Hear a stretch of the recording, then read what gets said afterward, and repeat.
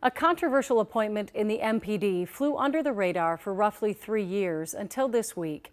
We learned that the officer who shot and killed Amir Locke in 2022 is in charge of use of force training. Sergeant Mark Hanneman was not criminally charged in this shooting. MPD has defended his qualifications and says he is the best person to lead use of force training. Danny Spiewak joins us now with a closer look at the story. Danny? Julie, in the last hour, MPD confirmed that Hanneman has led use of force training in the department since 2022 and has helped craft and teach new use of force policy as part of a settlement agreement with the state of Minnesota. But Hanneman's role was not widely known by the public until our partners NPR News published a report about it this week. In February 2022, Minneapolis police raided a downtown apartment as part of a murder investigation and encountered Amir Locke, who is not a suspect or target in the raid, under a blanket with a gun. Sergeant Mark Hanneman shot him 9 seconds after entering, saying later that he feared for his life and had no way to reposition or de-escalate. The shooting sparked protests and led to more restrictions on no-knock warrants at the city and state level.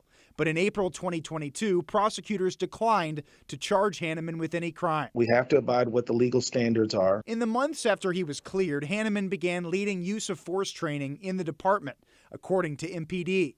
Although Hanneman has been in this role now for roughly 3 years, the general public hasn't known that until NPR News published an investigation this week. So frustrating. Nakima Levy-Armstrong led the protests after Locke's death in 2022, which prompted his family to file a federal lawsuit. It's such a slap in the face to our community, but more importantly to the family of Amir Locke, who is still grieving, of course, as a result of losing their son. By leading use of force training, Hanneman plays a key role in the city's police reform efforts under the settlement agreement with the Minnesota Department of Human Rights.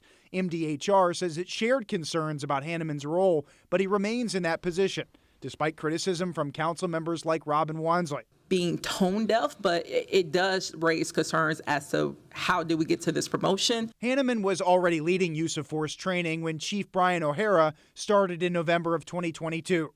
O'Hara told NPR that he kept Hanneman in the role at the advice of colleagues and that Hanneman has shown a deep commitment to carrying out reforms. Hennepin County Attorney Mary Moriarty was not in office when Amir Locke was killed, but today in a statement she said Hanneman should not have been put in a position to lead MPD's use of force training. We should note that Minneapolis police say Hanneman assisted in use of force instruction even before 2022. Julie. And that federal lawsuit, do we know where that stands right now? Yes, it's still ongoing. A judge allowed it to proceed, and so that is still unresolved.